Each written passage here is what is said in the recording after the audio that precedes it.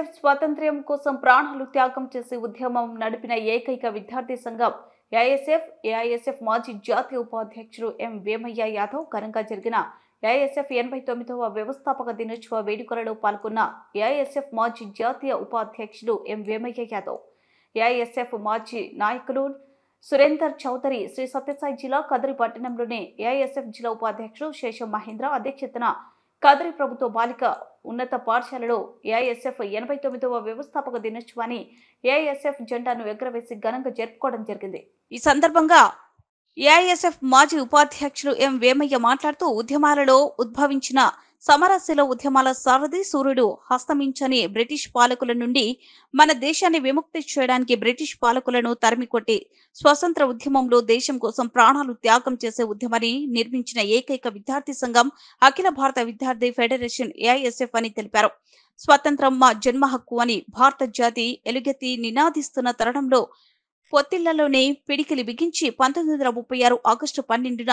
ఉత్తరప్రదేశ్ రాజధాని లక్నో నగరంలో బెనారస్ విశ్వవిద్యాలయంలో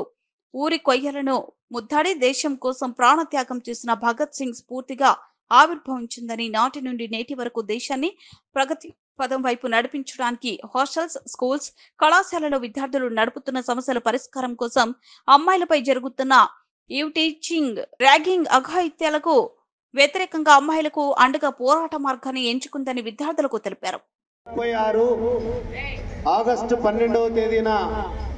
ఈ దేశవ్యాప్తంగా భారతదేశానికి స్వాతంత్రం కావాలనేటువంటి నినాదంతో ఈ దేశాన్ని అప్పటికే British సామ్రాజ్యవాదులు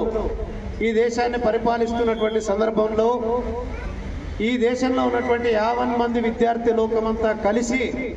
all India students federation అనేటువంటి సంస్థను ఏర్పాటు చేసుకున్నటువంటి సంఘమే all India student federation AISF.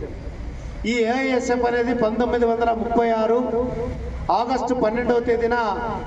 ఉత్తరప్రదేశ్లో లక్నో నగరంలో ఏర్పాటు చేసుకున్నారు. 1936 నుంచి 47 వరకు స్వాతంత్ర పోరాటంలో అనేక మంది విద్యార్థి నాయకులు, అంటే మన పూర్వీకులు, అంతేనా, మన పూర్వీకులేనా, మన పూర్వీకులంతా పోరాడి మన దేశానికి స్వాతంత్రం తీసుకొచ్చినటువంటి ఘనత ఏఐఎస్ఎఫ్ యొక్క సంస్థకు ఉంది.